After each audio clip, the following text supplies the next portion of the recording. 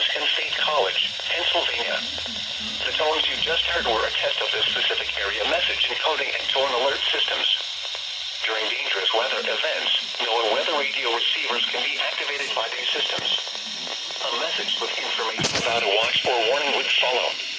Tests of these systems are normally conducted by the National Weather Service between 11 a.m. and